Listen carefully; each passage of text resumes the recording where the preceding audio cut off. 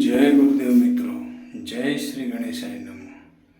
આજે આ પવિત્ર શ્રાવણ માસમાં આપણે એક એવી કથા શરૂ કરવા જઈ રહ્યા છીએ જે માત્ર કથા નથી પણ આપણા ધર્મ, સંસ્કાર અને જીવનને સમજવાનો અખૂટ મહાસાગર છે. આ કથા મહર્ષિ વેદવ્યાસની મહાભારતની કથા છે. તો કથા વેદવ્યાસ ઋષિના શાસ્ત્ર પ્રમાણે જ છે, એમાં કોઈ ફેરફાર નથી, પણ અંદાજ આપણે થોડો અલગ રીતે રજૂ કરવાનો છે.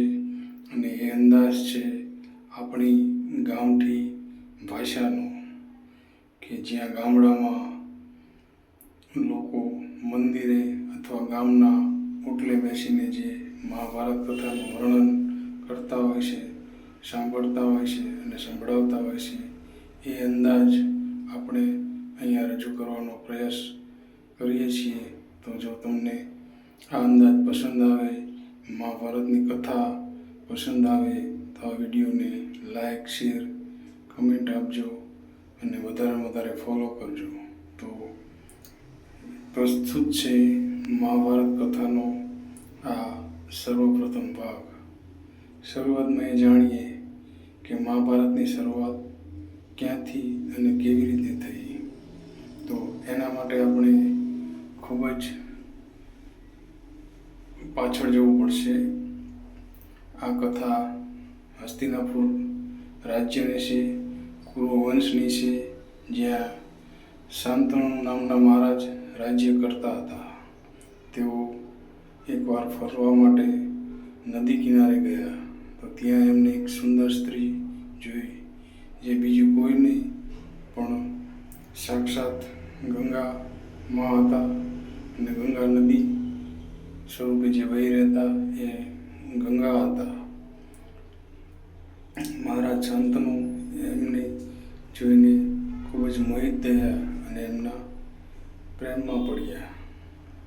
અને ગંગા પાસે જઈને એમને લગ્નનો પ્રસ્તાવ મૂક્યો.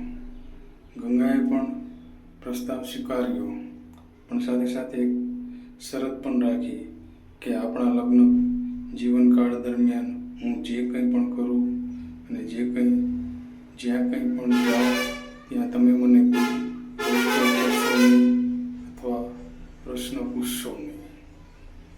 રાજાએ પણ આ શરત મંજૂર રાખી. થોડો સમય જતાં ગંગા માએ એક પુત્રને જન્મ આપ્યો અને પુત્રને લઈને તેઓ નદી તરફ ચાલ્યા ગયા. મહારાજા શાંતનુ પણ એમની પાછળ ગયા અને જોયું તો ગંગા એ બાળકને, એ પુત્રને નદીમાં પ્રવાહિત કરી રહ્યા હતા. પણ વચનબદ્ધતાના લીધે મહારાજ એમને કંઈ કહી ન શક્યા. આવી રીતે ગંગાએ 1, 2, 3 એમ 7 સંતાનોને નદીના જળમાં પ્રવાહિત કરી દીધા. પરંતુ જ્યારે 8મા બાળકનો જન્મ થયો ને એ પણ નદીમાં પ્રવાહિત કરવા માટે જવા લાગ્યા, ત્યારે મહારાજ શાંતનુથી ન રહેવાયું. તે પોતાની જાતને રોકી ન શક્યા અને તેમણે ગંગાને કહ્યું કે હું મારી નજર સમક્ષ આ 8મા બાળકને મરવા નહીં દઉં. ત્યારે અચાનક જ ગંગાએ તેમને વચન યાદ કરાવ્યું અને કહ્યું, મહારાજ, તમે આપેલું વચન ભંગ કર્યું છે. હવે હું અહીંયા ના રોકાઈ શકું.